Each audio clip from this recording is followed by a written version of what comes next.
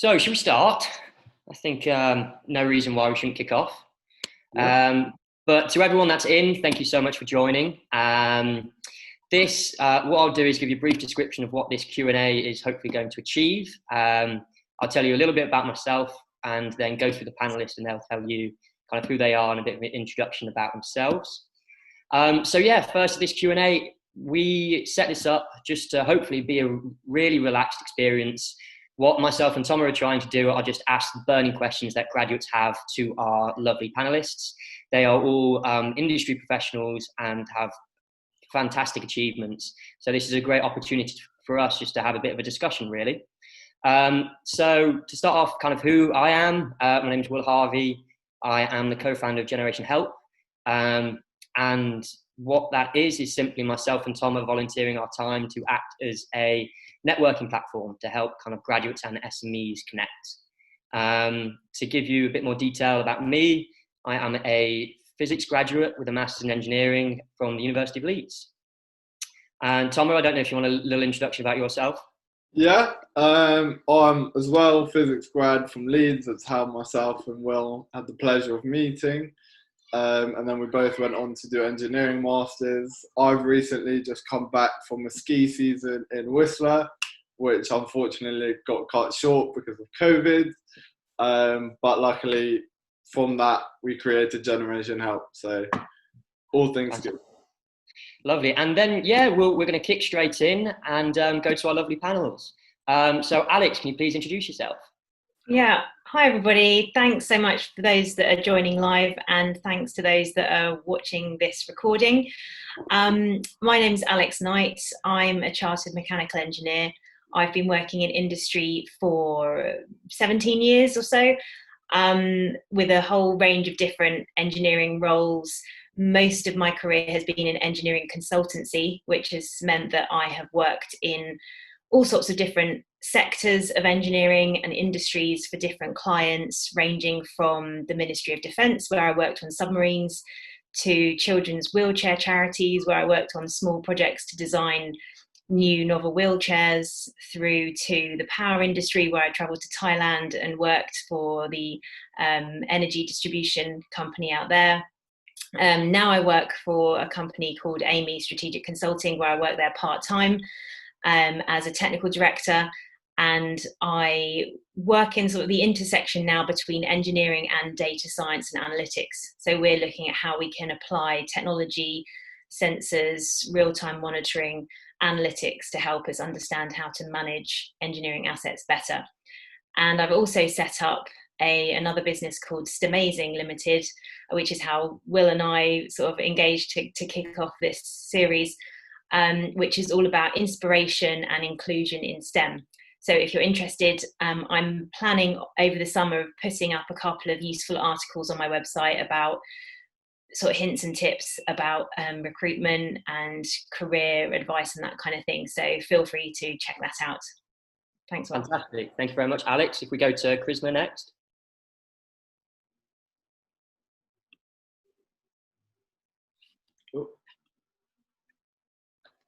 There we go. Thanks. Little technical hitch there. Hello, my name's Charisma Jane, and I'm also a chartered mechanical engineer. Thanks, Will, Toma, Alex, for inviting me on this. I'm really pleased to kind of take part in the discussion, and hopefully for everyone that's listening to the live version and the recorded version, it will be useful, and there'll be some tips that people will be able to take away. So a little bit about me. As I said, I'm a chartered mechanical engineer. I guess I went into engineering through a fairly traditional route. I also actually went to University of Leeds, which I didn't know about Toma and Will, and studied mechanical engineering. And I actually think Alex also went to University of Leeds. No? Okay, I got that wrong. I was thinking there's a bit of a thread there, but no, take it back. I started off with Balfour Beatty through graduate position and worked my way up. So I had fairly different roles, from engineering on site to construction management. And I think at the end of my 10 years with Balfour Beatty, I was running a site of approximately 200 people, and just controlling what the site would deliver, making sure all our resources were on time. And I guess for anyone that lives in London or gets a train, that kind of dreaded Monday morning message, your train has been delayed. Unfortunately, that's some of what we do. So the whole point of having site managers is to make sure that we don't overrun. So I've had a lot of experience through the railway industry. I've been doing that for almost 16, 17 years. I know Alex through, we have a common passion of promoting engineering to the younger generation. So we work together in the Women Engineering Society, where Alex is a trustee member and I'm also a council member. I also sit on the council for the Institute of Mechanical Engineers, and we can talk about this a little bit later, but I think those roles have really kind of helped me develop even further without me even realising. So I think that's a topic that we could potentially touch on a little bit later, but that's enough of me. I think we'll move on. Well, thank you very much, Chris. And we'll go finally to Poonam. Hi there, hello, Poonam Chopra. I'm a resourcing manager for early careers, so slightly different to Alex and Karishma. So I actually work in HR. So I'm responsible for essentially supporting graduates, apprentices and placement opportunities and helping young people to sort of get into organisations like Amy. So I do work for Amy. That's how Alex and I know each other. So thank you for having me on the panel. I'm really excited to be part of the discussion as well, and hopefully help and sort of support, during these difficult times, to try and, give some tips and hints and tips. And previous to my role at Amy, I've always really worked in the early talent space. It's something I'm really passionate about. I worked for Sky for about 9 years, I think it is, showing my age. And, even there it was about supporting, even though it's a different industry, it's media, not, engineering, it was about supporting young people getting into the world of work. So yeah, really passionate about it and looking forward to the discussion. Fantastic. Well, thank you very much, everyone. We really appreciate your introductions. And yeah, because we haven't got too much time, we'll jump straight in. So firstly, Alex, I have a question for you, and that is, how did you find your first job? And was it something that you really, really wanted to do? Was it classed as kind of your dream job? Or was it almost just to integrate yourself into a particular industry? Kind of, how did you do it?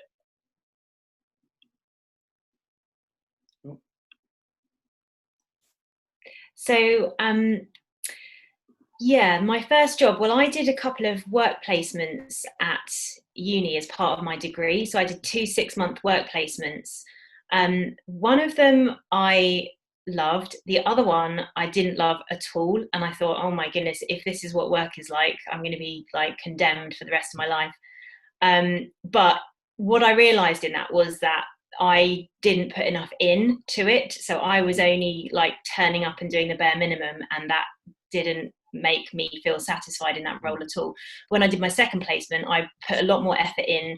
I asked for projects, I asked to be involved in things, and I got a lot more out of it. And I really enjoyed it. That was actually at Hexcel Composites, a composite testing company in Cambridge. And so that gave me a bit of work experience, and I thought I could potentially go into this sector. And then when I did my master's in medical engineering, I basically met a guy who was running a medical engineering company, a small startup. And I decided to do, that was just sort of through networking. And I met him through a contact at my old university. And he gave me an idea for my final year project. And so I did that. And then after that, he said to me, do you want to come work for this startup? And so I was kind of fortunate in that I was looking for graduate jobs, and I felt like that was the thing I should do. Like, it's what everyone else was doing, looking for proper graduate placements. But I didn't get any success from the ones I'd applied to. I didn't even get to interview stage. So I thought I'll take a chance on this startup company. And actually it was the best thing I could have done, because I got exposed to all different types of stuff that you do in a job, from literally from like cleaning up the lab through to testing, through to clinical trials, through to writing proposals, through to a bit of CAD work, a bit of sort of basically research and development. And because it was such a tiny company, I had to do lots of everything, lots of different things. And that gave me great experience for a couple of years, which then was the springboard into consultancy for me. And from then, I've had a really successful and sort of fulfilling career, I'd say, in engineering consultancy. So it wasn't like I'd planned it to be exactly like that. I definitely fell into it in the first few moves of my career, whereas now, as I've got older, I have much more decided I want to do that, therefore I'm going into that. So it's, to begin with, it was a bit of luck, but kind of based on the network that I'd created and the people that I knew who gave me hints about what I should do. But yeah, does that answer your question? Yes, that does indeed. So kind of the biggest thing there is that you took full advantage of this situation. That wasn't necessarily something that you knew you wanted to do. Is that right in me saying? Exactly. Yeah, I kind of knew I wanted to do medical engineering to begin with. That's why I did a medical engineering master's after my mechanical degree.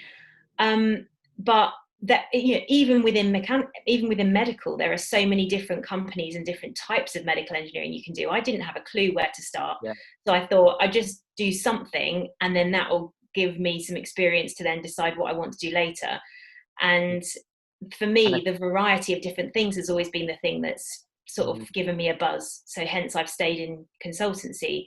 But yeah, I would say my early placement, so my early work experience, taught me that I just have to try things, and I'm out of my comfort zone, and it's uncomfortable, it's painful at times, but I have to force myself to do it. And then the opportunities arise, and those opportunities will lead to something good, but you don't necessarily know at the time exactly what it's going to lead to. I think one of the biggest things there is you're completely right in saying you didn't really know what exactly you wanted to do. And the problem for us being a graduate at the moment is that, particularly for STEM or any graduate, we don't necessarily have a plan or a particular idea of what we want to do, and that's extremely overwhelming. And it means we can't almost target specific alleyways or pathways. Charisma, how would you suggest we kind of narrow down our thoughts and a particular area that we might want to go into? Or even if we don't know, how do we approach everything on a broad spectrum, or do we kind of bring it into a particular thing? How would you recommend? So if you were to ask me, I guess 15 years ago, I think I was in a similar position to Alex. I didn't know what I wanted to do either. So I finished out of university and for some reason decided I didn't even want to do engineering. So I started off on a different route, started looking at accountancy for some bizarre reason, did a placement, or not placement, I got a job in an accountancy firm, realised it was the worst thing ever, and didn't want to just sit at my desk all day, and then went back into engineering. So 15 years ago, I was probably the worst person to ask. Yeah. I think knowing what I know now, I'm still a really indecisive person, so still probably not the best person to ask. But in terms of tips, I think for me, it's kind of, how do you want your lifestyle to be? Do you want a real kind of office kind of role? Do you want a real active role?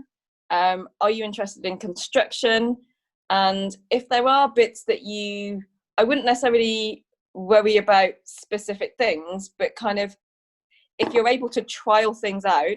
So at the moment, there's so many free webinars out there that companies are doing, that I would actually try and search the internet and see what's available and kind of listen to some of those and see what actual industries what really kind of works for you and what you're interested in. So you're going to have to, you can change at some point in your career, but I find that people that are fairly successful in their roles, it's because they have a real passion about what they want to do. So unless you don't really want to do that, then that's not going to come through, and you're potentially not going to do as well. Does that help? Yeah, and I think a really good thing to highlight there is the fact that there are a lot of webinars out there and things that you can almost get tasters of different fields, at least just to give you that first insight. Poonam, how easy was it for you to kind of, have you had particular roles that you changed from, and how easy was it to kind of change? I don't know whether you changed industry or changed particular roles, but kind of how easy was that kind of transformation process for you? Sure. I think there's a bit of a theme. As Alex and Karishma were speaking, I was thinking there's definitely a theme here, because when I left university, so I did psychology and I thought I wanted to be a teacher. So I explored that route. It wasn't for me. And then I actually came across an opportunity in HR.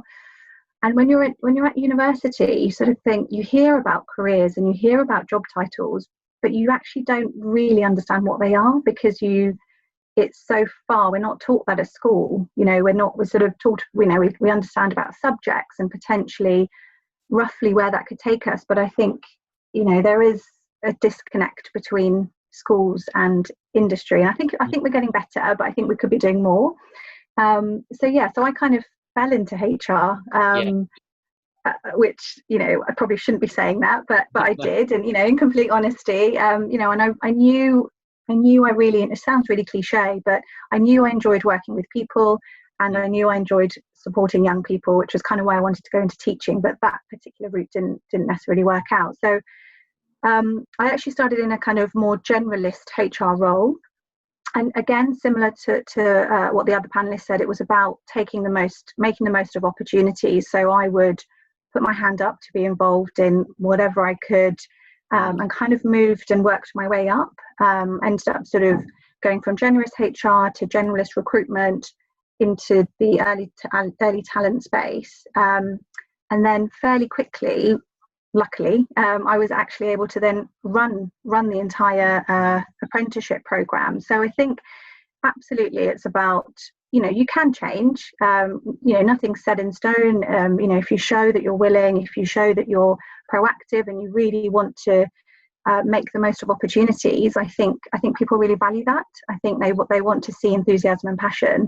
And I think that really helped me through my career process. So I was able to then change from, I guess, teaching to HR to specialist emerging talent. So I think does that help?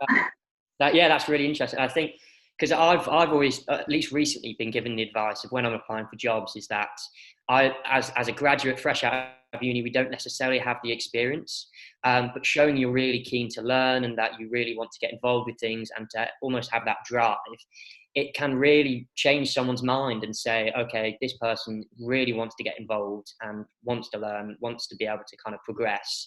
That might just be enough for them to say, right, okay, we'll hire you over someone that maybe have had a bit of experience in something else. But a point that I did want to mention is that it's quite funny. I don't know, Tom, if you kind of feel the same, but when finding kind of specific job titles is actually really quite hard, because I don't know if other people have found this, but I have interests in loads of different things and kind of particular areas, but it's almost quite hard to find what the particular job titles of certain things are.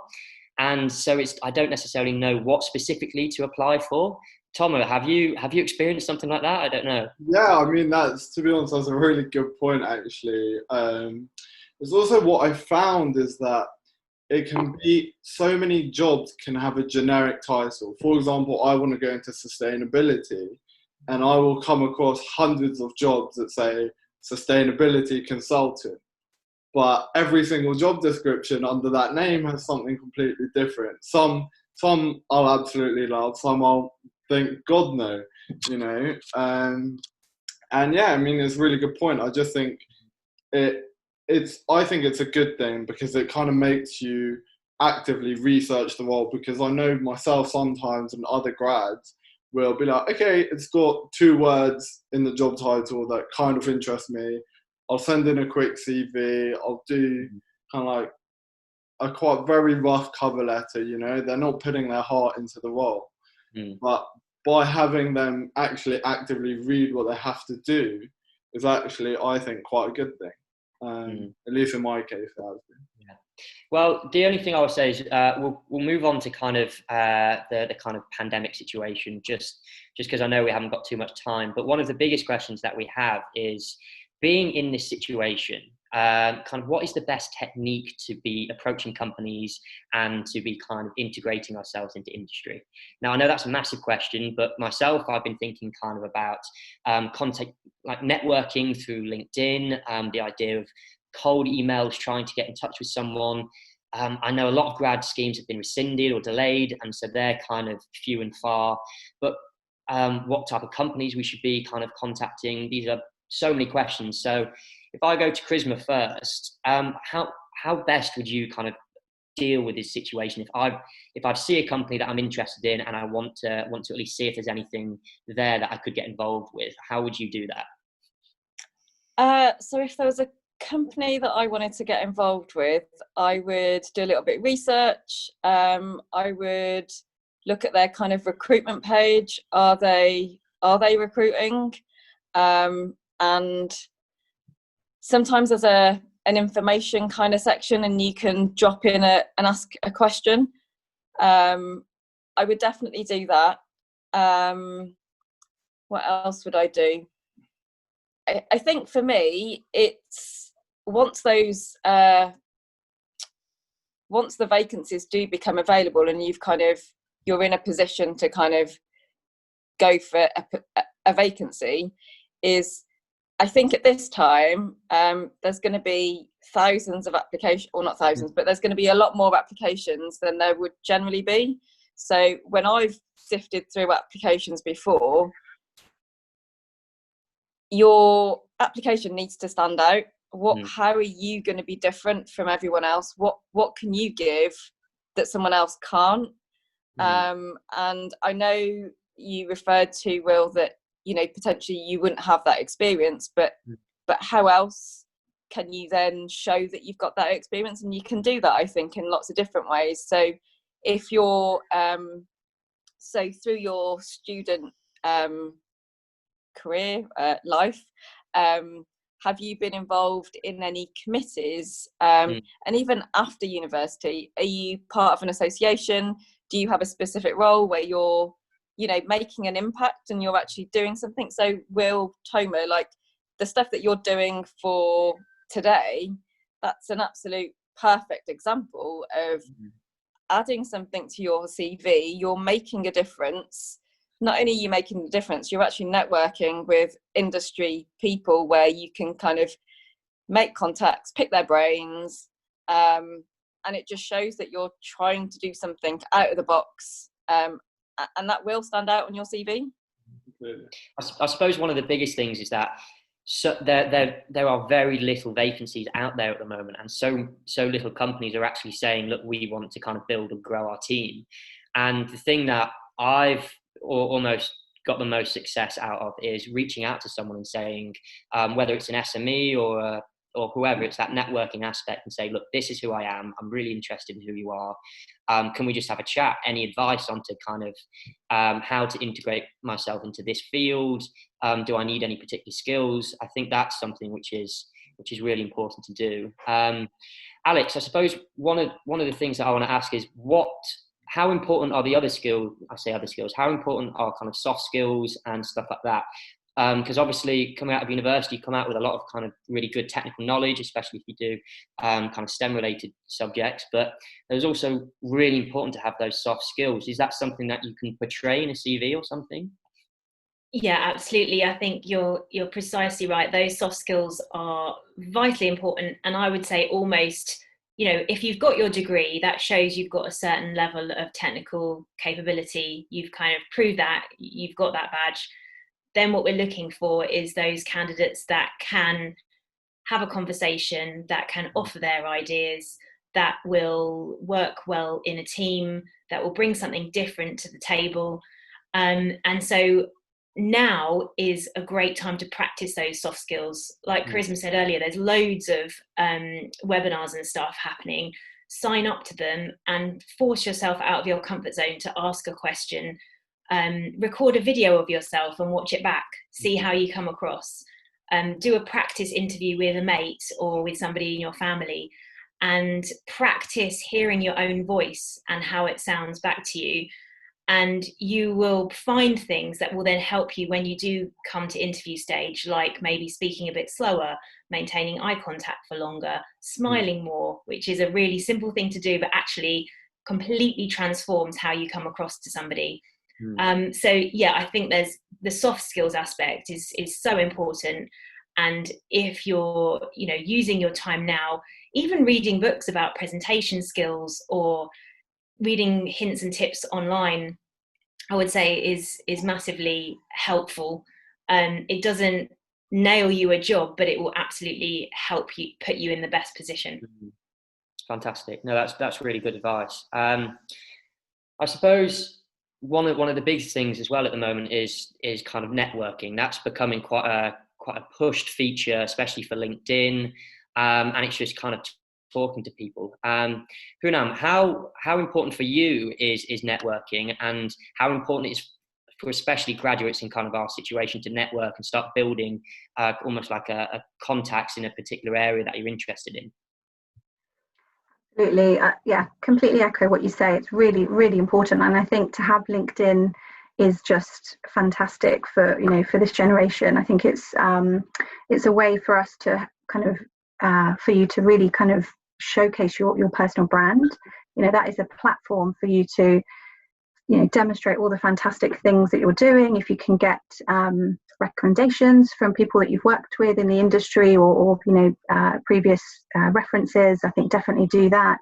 The more that you can kind of pull together on your profile, the better it's going to, I guess, make you stand out. I think in terms of the kind of contacting organizations, I think there's so many companies that just want to help young people. I think I've been on a number of webinars speaking to a lot of people in industry. They really do understand the impact that COVID is having on young people, and we're kind of almost kind of in it together, and we're trying to support people. So just yesterday I had a CV come through from somebody I work with, and it's their daughter. They've graduated, and they just said, can you just have a chat? And I literally just picked up the phone and we had a 30-minute conversation, and it was just brilliant. And she couldn't thank me enough. And I thought that was only 30 minutes of my time, but I think don't hold back. I think put yourself forward. What's the worst that's going to happen if you send an email to somebody? They might reject it or they might not look at it, but at least you've tried. And there's also a lot of going back to sort of what we were talking about, there's also a lot of virtual internships. I don't know if we're kind of coming on to that, but I think that's a really great opportunity for graduates, school leavers. I think in the past, if you were to do a physical internship or work experience, there might be some barriers, but the fact that it's all online now is just fantastic. So I think, if you're trying to apply for jobs and, you're waiting and you're hearing back, or the applications haven't gone live yet, because there is a certain window in the year that they tend to go live for graduate jobs. Why not make the most of using that time to sign up and try a internship, a virtual internship. There's a lot of companies that are offering that, and I can share those with you separately if you want to share those then with the people that have joined today. So yeah, there's a lot out there. I think you just have to you can literally jump on Google. There's so many opportunities. And I think adding to what Alex has said about there's podcasts out there. There's a lot of content people are putting. So don't feel like this time, if you're not in a job or you're not in an application process, there's still so much you can be doing to sort of show that you're keen and interested and wanting to kind of move forward. That is just after Poonam. I actually have a separate question for you, but just after that, I think it'd be really good if we could talk about upskilling and kind of the best ways for us right now to utilize our time, because realistically, finding a job, as you know, is very difficult. It's going to take time. But it's what can we be doing in that gap, which is kind of the best thing. But I just had another point to make as well, because I also thinking outside the box, and where I heard a story from a friend of mine whose son had got work, basically a grad job lined up for this summer, and then it was cancelled. And instead of just kind of accepting that and walking away, he actually wrote to the company and said, is there anything I can do for you, more like work shadowing or work experience for free to build up my experience, because he didn't have any experience.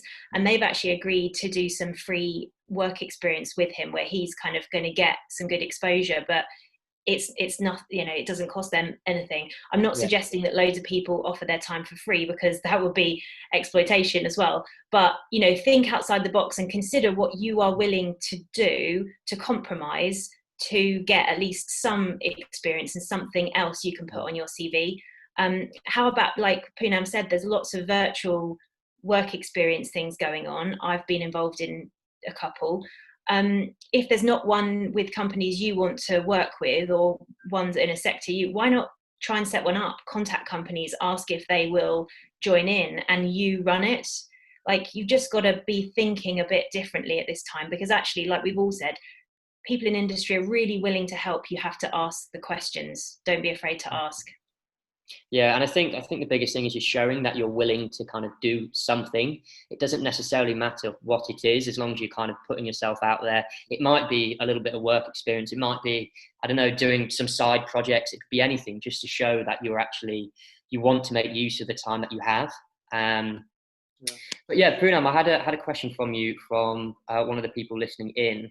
They say they are a recent psychology grad and was wondering if there were any particular skills that you gained from your psychology degree and that you highlighted in your CV. Is there anything jumping out to you that you would particularly say? Yeah, sure. Good question. Gosh, that was so long ago now. I have to try and think back. Yeah, I mean, if we think back to a psychology degree, the technical elements, so research. I mean, we did a lot of research,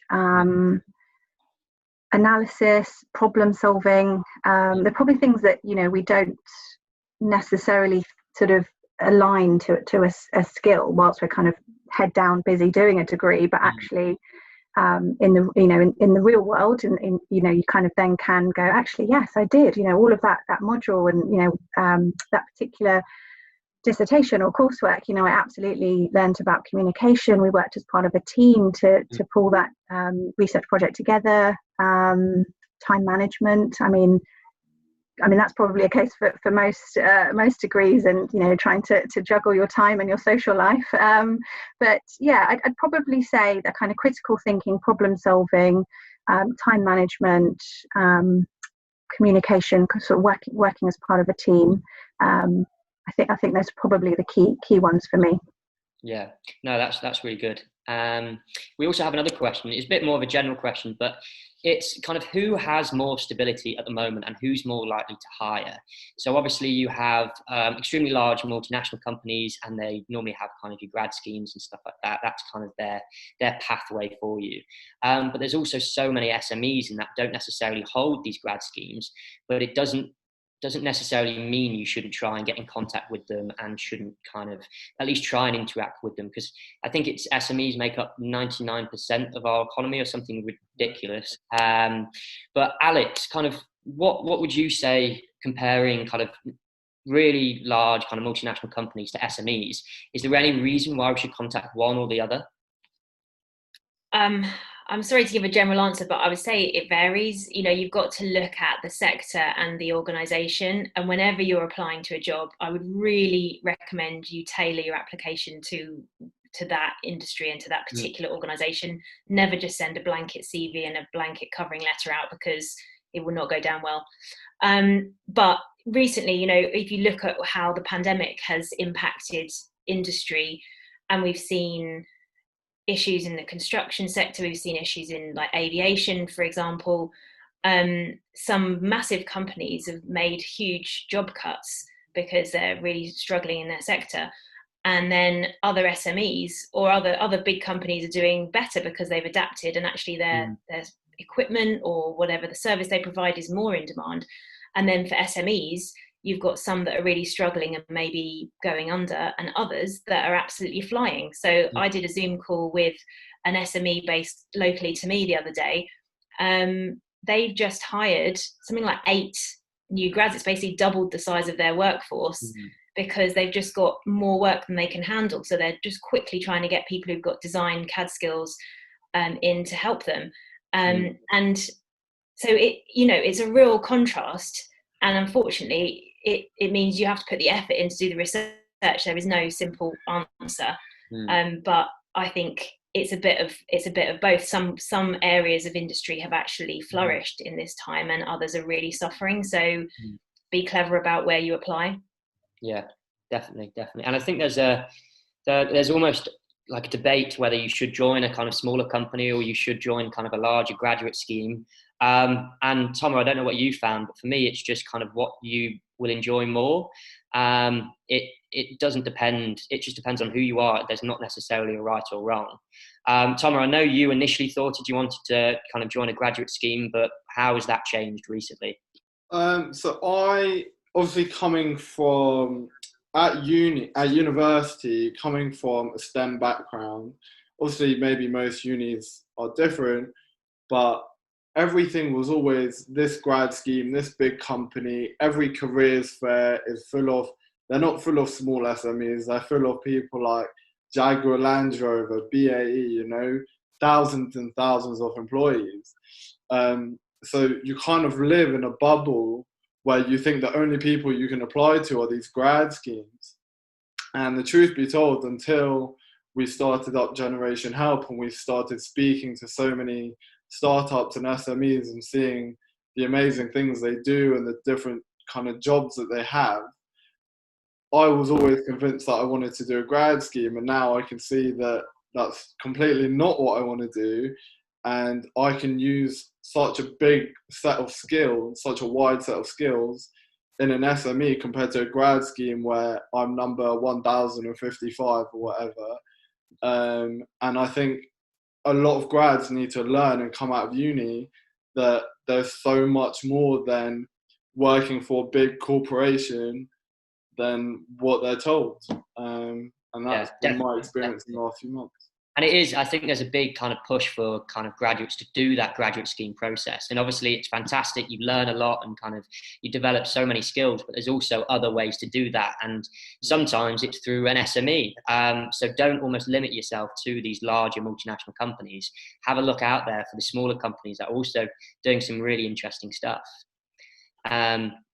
But yeah, no, thank you, Thomas. So I think we'll go on to a bit of upskilling, because I know, like I mentioned, that those kind of things are extremely important. So Charisma, kind of what are the best things for us to be doing right now in terms of upskilling, and kind of how should we do it?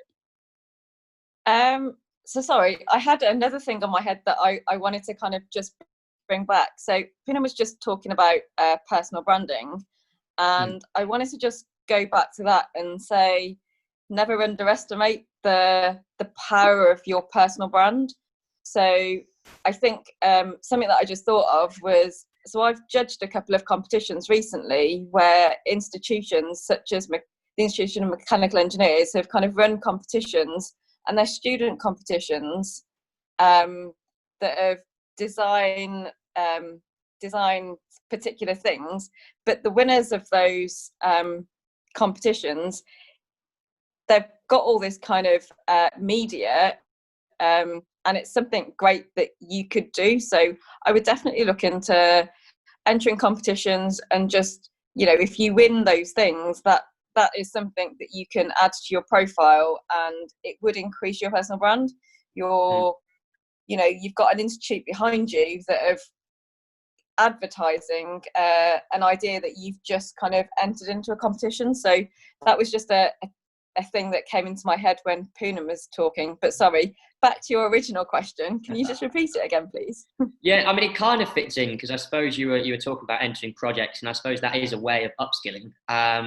But there's a lot of courses, e-learning courses flying around at the moment, and it's very easy to jump on and just start learning something new. But kind of, is e-learning courses kind of the way to go, or is it the project, kind of finding competitions and doing projects? Is that a good route? What would you say is kind of one of the best routes to take when upskilling? So I would say a mix of everything. Yeah. So entering competition, so all of these little things is going to kind of build up your whole profile. So doing the e-learning, I think doing anything in isolation is going to keep you quite narrow, whereas what you want to do is basically give yourself as much opportunity as possible, and tackling as many of those things as possible would be my suggestion. So doing a few of the e-learning courses would be useful.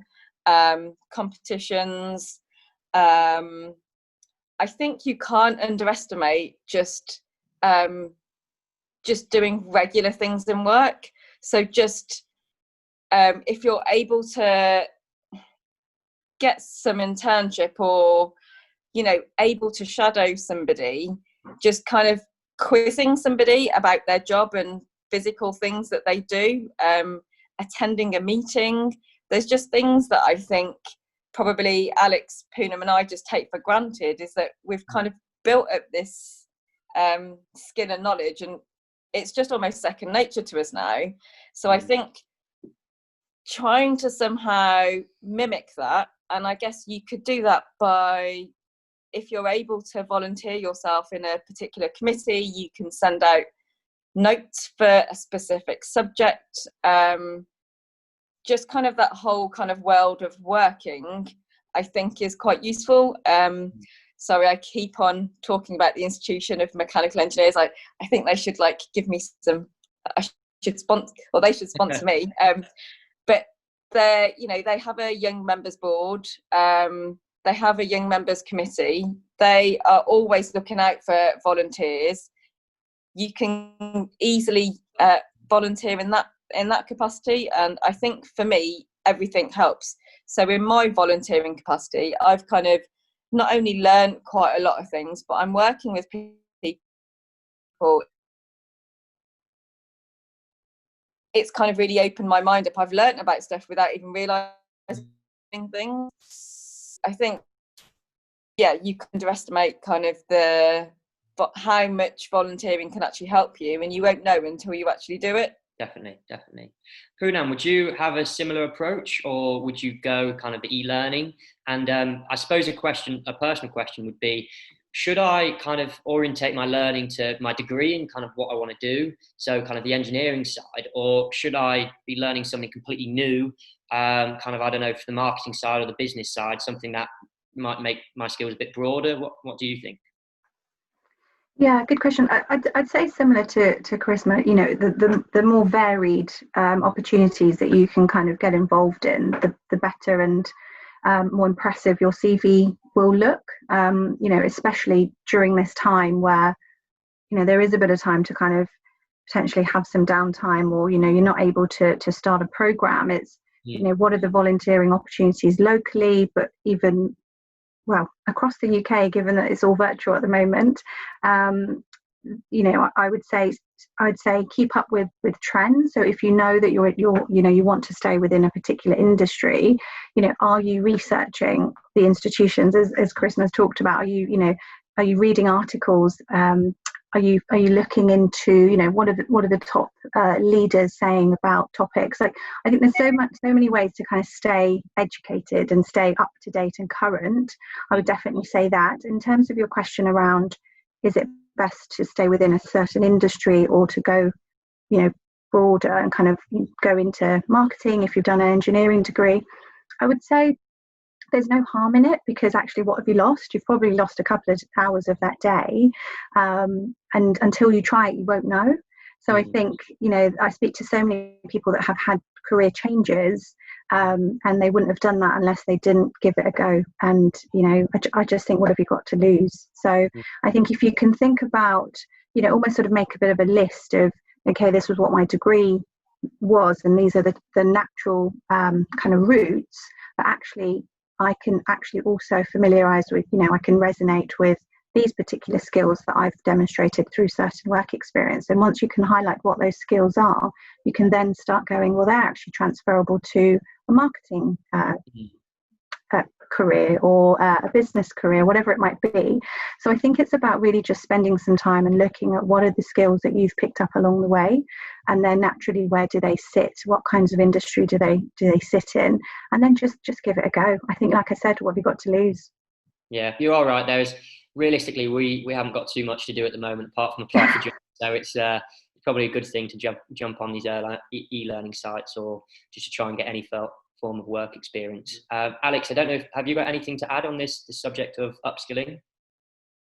I would just say, push yourself out of your comfort zone. So be honest with yourself about where your gaps are. If you know that you're not the kind of person that likes presenting, or you're not the kind of person that likes, I don't know, writing up proposals or something, or writing up reports, then focus on that. Use the time wisely. Another thing I'd say is look for opportunities, and maybe even just create the opportunities yourself to maybe do a little project. It's really nice to have something on your CV that says, I did this and the outcome was this. You're like, if you're interested in, I don't know, drones or something, why not build a drone yourself? Or if you're interested in programming, do a programming course and write some code that does something and has an outcome, and then you can talk about it. No, definitely. I think the idea of just doing something is definitely the way to go, and pushing yourself is really important. So I think something that I struggle with is kind of having to force yourself to highlight your gaps, and then figuring out, because obviously the gaps that you have, you don't necessarily enjoy what they are, and that's kind of the reason why they're your gaps. So it's really important to push yourself and just kind of fill those in any way you can. I think just to add on a very small point is, myself and Will, we speak to, almost on a daily basis, we speak to founders and CEOs of small companies. And unrelated to the meeting, every person says, what you've done is amazing, because in a year's time, when you have a job interview, everyone's going to ask, what did you do when you were in isolation? And I'm not saying you have to do the exact thing that is relating to your career or like your dream job or anything. But as long as you can sit in that interview and say, this is what I did when I was stuck at home, they're already going to look at you and be like, they're proactive, they've taken initiative, and they've done something good. And that will resonate quite a lot with them. And that is something that I think has been a big push for me and Will to keep this going and just really create something substantial here. No, definitely. We did have another question. So, and this thought has been going through my head as well. So obviously, because it's so difficult to find a job at the moment, and something that's going through my mind is kind of further education. So whether I should do another year-long course, whether I should, should I do a PhD, or should I do kind of a master's? I think this is, a lot of people who are on the fence of kind of whether to jump into industry or do a master's, even if they don't necessarily want to do a master's. It's just kind of something solid to do for a year while it ties over. Charisma, what do you think of that kind of idea of doing a master's, even if you really don't want to, just to have something to do? I definitely think that's a great idea, because I guess, just as Toma just said, when you do get that job interview and you are asked, oh, what did you do during that period of time, you've got something physical that you can say that you've done. I also think at the same time, if you were to go down that route, that you need to be able to try and gain that experience of work, that working kind of field. So if there was a master's so I remember when I did mine, and it was a long time ago, but I did my final dissertation in conjunction with a company, and that was part of the process that the university had kind of built. That was part of the structure. So if you were to do something like that, I think that would be really useful, because not only are you getting that further education, but you actually got the chance to work with an industry, work with that team, and actually implement or identify and design something new for that particular company. And I think that would have a really good impact to your CV as well. Yeah, and I think it's the kind of security as well. because it means you are definitely going to be doing something for a prolonged period of time while everything is maybe very unsettled. So it's definitely a good idea, but I personally don't know if that's enough to kind of push you to choose to do something like a master's for a year or something. Poonam, what do you think? How would you kind of deal with the situation? Sorry, I was just unmuting. Yeah, it's a really interesting one. I think absolutely, you know, I think there's something in it that it's something that you can do for a year. You can gain some valuable experience. You can show that you're proactive and you're doing something with the year. I think I'd probably just say really try to think about kind of your end goal almost. And I know that's really hard to say that to graduates, because I didn't know what I wanted to do. And if someone said to me, what was your end goal? I'd probably say I didn't know. But the point I'm trying to say is, think about, is that the best use of the year? You know, don't just do it for the sake of doing it. You know, make sure you've explored all of your options. So actually, will you benefit more from a work placement rather than a master's, or vice versa? So I would just say really, really put some thought into it, because actually doing a master's is a lot of time and money and commitment. So I think you'd have to be really committed to it to do that. And in some cases, absolutely, it will put you in good stead for that next role. But equally, if you want to go into an area where a master's isn't relevant, then you might benefit from doing a longer term work placement where you've got that hands-on experience. And you know, there are so many opportunities that are going to be coming up kind of post-August because of the government initiatives. So I think, you know, definitely make sure you're researching what those are, what organisations are supporting those, because that would potentially kind of give you some opportunity to do work placements. I think that there's no right or wrong answer. I think that they're both good options. I think it's just you know, as an individual, I think it's really important to think about your next step and what you want to get out of it. Is it the theory or is it the practical? No, definitely. We are slightly running out of time as well, so I'm going to just end with a kind of a final question, and it's going to be a very broad one, but it's very unsettling for all graduates, especially kind of like myself and Tom. We are in the same boat as everyone else, and it's just very unsettling that the fact that we don't necessarily know what's going to happen over the next 6 months, over the next year. We don't know kind of when our first job's going to be. We don't know kind of the best options to take. Have you just got any just almost kind of positive things to say, or just any reassuring things, just to kind of put our mind at rest? Because obviously it's, like I said, it's very unsettling being in this position, because a lot of people, I know a lot of people have been furloughed. I know that's the case, but a lot of people are in work, or at least know what they want to do. So yeah, Alex, have you got any kind of final advice that you might give to kind of a graduate in this position? Try to stay motivated. Think about why you did your degree, and the fact that you will get a job at some point. It might take you longer than you'd hoped, but the fact is we have a shortfall of, particularly talking about STEM, we have a shortfall of engineers in the country, and therefore the jobs are there, but it might just take you a little while to get them, for them to crop up again.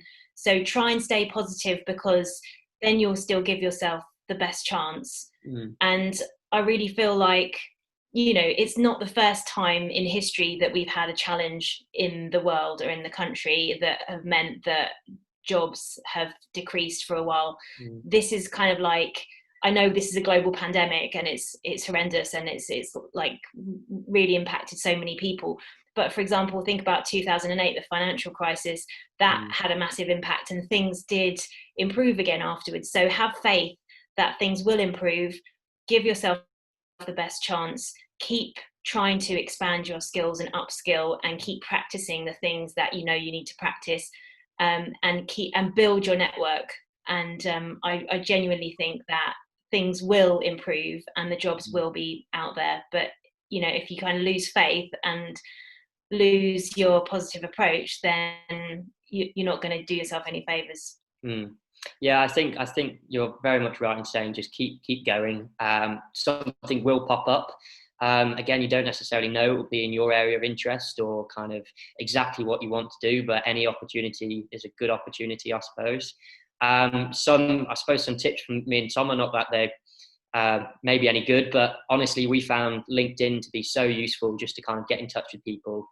And we said earlier on that so many people are willing to help and just get involved, give you some advice, take a look at your CV. There was no reason why you couldn't contact any person in a company and just say, look, I'm looking at getting into this field. Do you mind just giving any advice that you can? And I know we've spoken about kind of upskilling. I think everyone's right in saying it's just showing that you're kind of willing to make the most out of this time. We'll quickly just do a flip side. Is there any questions do you guys have for myself and Toma, being as graduates or for the graduates that are listening? Yeah, anyone open to any questions? I will unmute everyone. Yeah, Charisma. Oh, yeah, there you go. Should be working. There you go. I guess a quick question for me is: do you feel you know where to look? Do you feel like you're getting enough information, or do you need to be signposted, or do you feel like everything's pretty available on the internet and you're happy with where to go? I think that's a very good question.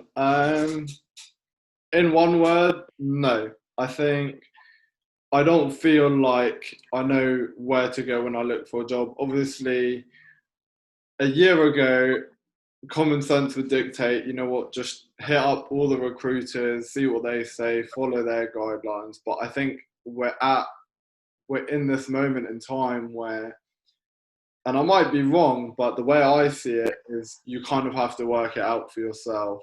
And what I found is that every avenue will have its own kind of benefit. So you can go on Google and you'll find a certain set, or you can network and you'll find it different.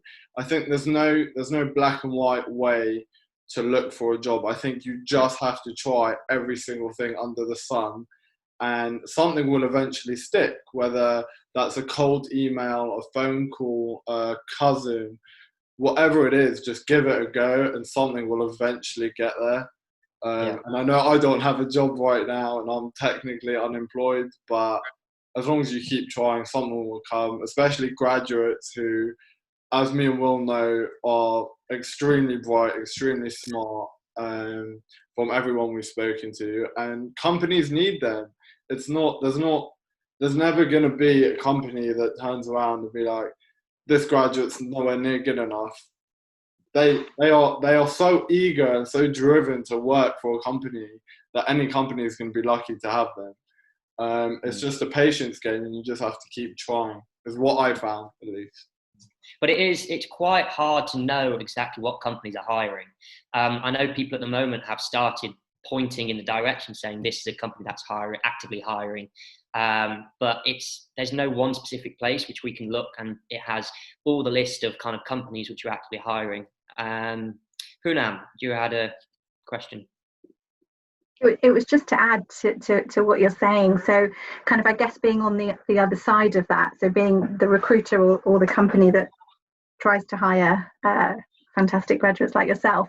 So what we tend to do, and similar other organisations like us, will work with companies that effectively have the talent pool of graduates.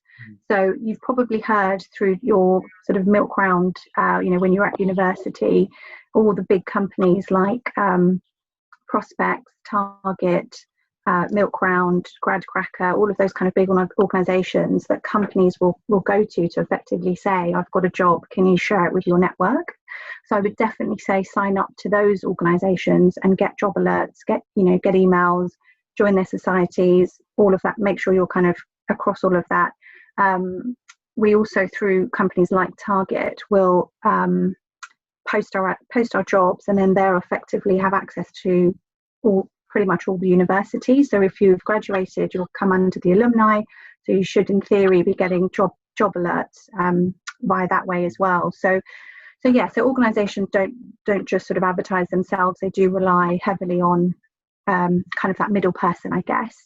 But in terms of time of year, it's a funny time of year. Not many people will advertise roles until September onwards. So it's probably explains why it's a little quiet. Obviously, everything else has impacted that as well, but it's not the typical time of the year to recruit. So I would say from September, usually September, October, November is the key time that you should see applications being open. So definitely kind of keep an eye out for that, you know, in September onwards. Definitely. Okay, well, I think... Oh, sorry, I was just going to add, in terms of tips and kind of going forwards, I think it's also quite useful to see what the government is doing and where government is kind of putting funding into which sectors. So recently there's been money ploughed into the construction sector, but in terms of our sustainability targets, that is an area that will become larger as time goes on. So it's always good to kind of look at the future and look at what the government's doing to help support your decision and what you want to do going forwards. No, that's really good. That's really good. Yeah, Tom, I don't know if you have any final comments to add, or... No, I mean, for any grad that is on now or about to hear it, I think the only thing that we can say, at least from our point of view, is don't give up. Don't a job will come. Just keep upskilling, keep looking for jobs, and it will come. Definitely. No, fantastic. Well, we're pushing. I think we've just gone over an hour. Making sure that, you know, use your networks to expand your network as well. So for example, anyone listening to this can link in with any of us on LinkedIn. If we can't answer your question, we will probably know someone that can. And we have all developed our networks over the 15 plus years we've been working. So capitalize on that as well. Don't be afraid to ask questions. And, you know, like I always feel like people want to give back. So make sure that you think about questions you want to ask them to your network. And if they don't know, then say, please pass it on to someone who will know, and that will automatically help you grow your networks. So like we said before, LinkedIn is an incredible, powerful tool, as are other social media. So make the most of that. Fantastic. Okay, well, I think we'll wrap up there. But thank you all so much for listening, and thank you so much to our lovely panelists. We really appreciate you volunteering your time. And hopefully to everyone listening, that it's been useful. This was a bit of a preliminary experiment to see how it all kind of panned out, but I think it was reasonably positive. So I think we should be really pleased. But yeah, so thank you ever so much for listening. Hopefully we will be doing a few more of these. Just a couple of notes on a Generation Help perspective. We've recently partnered with the IET. They're offering free membership for 6 months, or at least till January, late January, to all of our graduates. Go and sign up just to kind of get involved with that, because they've got some amazing resources, at least, and that can be part of your kind of upskilling and looking at professional development. Me and Tom are still trying to make other partnerships in any way to kind of support you guys. So hopefully we'll get a few more. But yeah, we'll see what we can do in the future. So thank you, everyone. And hopefully we'll see you all again soon. Goodbye. Fantastic. Thanks very much, everyone. Bye. Bye.